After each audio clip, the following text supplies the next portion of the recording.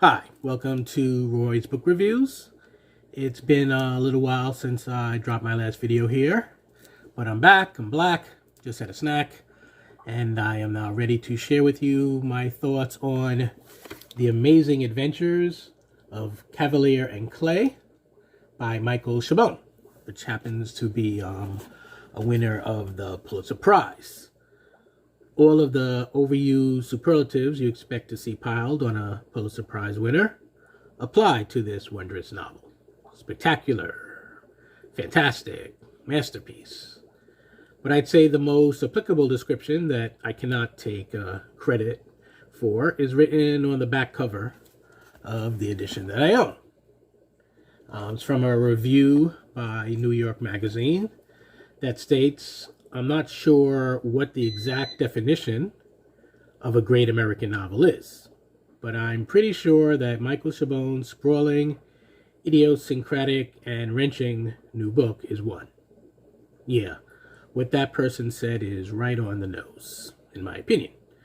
According to Wikipedia, the great American novel is defined as a canonical novel that generally embodies and examines the essence and character of America. The Adventures of Huckleberry Finn and Moby Dick and The Great Gatsby are cited as examples.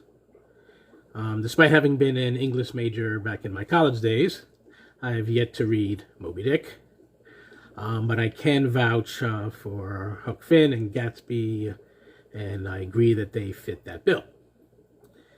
If I was to compile my own list of GAN's, Great American Novels, and perhaps I will at some point, I do wonder which books I've read that I would place on the list.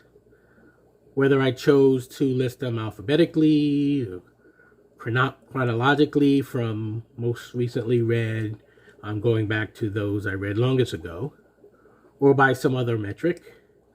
The Amazing Adventures of Kavalier and Clay would land towards the top.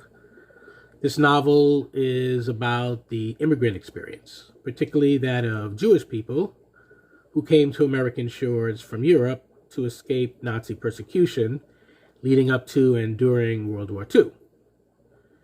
It is a war novel, meaning that violence and survival instinct and noble pointlessness are on full display during the frozen battlefield portion of the narrative.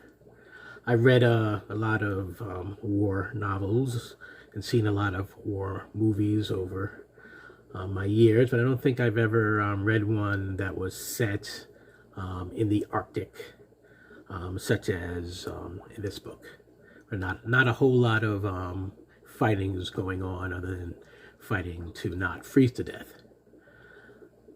The Amazing Adventures of Kavalier and Clay is also about magic and illusion and escapism of the nature best exemplified by Harry Houdini.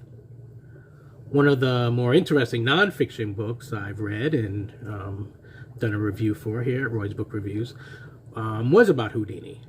And the subtitle of that book is The Making of America's First Superhero. Harry is mentioned frequently in this book, which is a work of historical fiction. So various other well-known figures from history are also name-dropped or have brief cameos.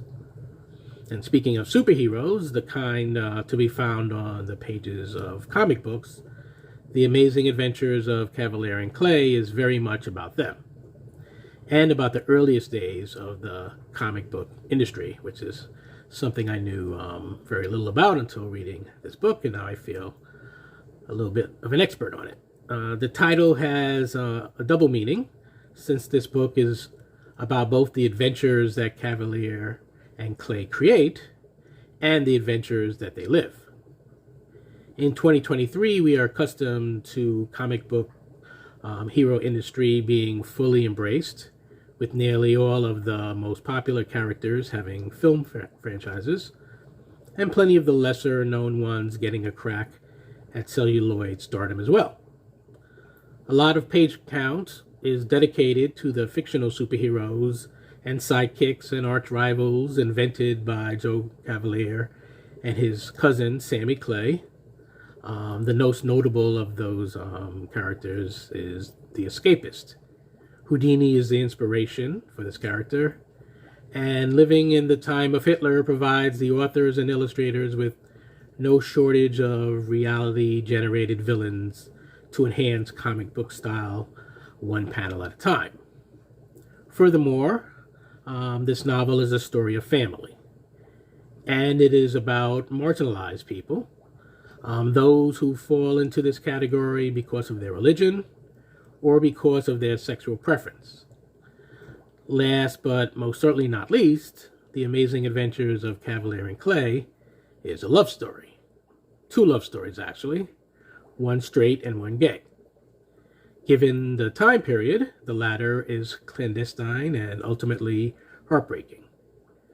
As for Joe and Rosa, their love is suffocated by Joe's loss of family members during the war, particularly his younger brother, who he comes close to rescuing and bringing to America to join him. But he comes up tragically short of his goal.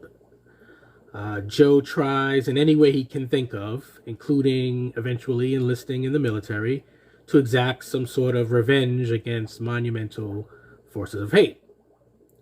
A result of this, and of Sammy not being able to outwardly embrace the lifestyle he wants and the man he wishes to share it with, is that Sammy is the one who ends up married to Rosa. Her son Tommy, named after Joe's lost brother, grows up not knowing that the mysteriously absent Joe is his true father. Eventually, Joe returns to the scene of their fabricated nuclear family in rather dramatic fashion, with a planned leap from the iconic Empire State Building, which happens to be the location of the office of the comic book company where Joe and Sammy work together. Being that they are the artists rather than businessmen, they do not reap the majority of financial reward for the sweat of their labor. That's a tale as told as time and commerce. And another thing that this big, bold, beautiful novel is about is the obsessive creative process. I love books that are about writers or about writing, so that's another box checked. If I thought on it some more, I could probably come up with additional things that this novel is about. When younger, I used to hope that one day I would write the great American novel. I now know that no single book can tell America's full story, but certain ones do manage to tell a great deal of it, while also being about specific people living their lives within their particular sets of circumstances. If like myself, you are drawn to sprawling stories that take place over a considerable number of years, think like the Charles Dickens books or books by John Irving, this is one for you. If you are drawn to stories in which spectacular events take place with ordinary day-to-day as the backdrop, think Let the Great World Spin, this is one for you. If complicated and convoluted and not necessarily lived happily ever after rom-com style love stories appeal to your sensibilities, in its closing pages, I was actually reminded of my own novel, plug alert here, Matters of Convenience is the title, then The Amazing Adventures of Kavalier and Clay is definitely a book for you.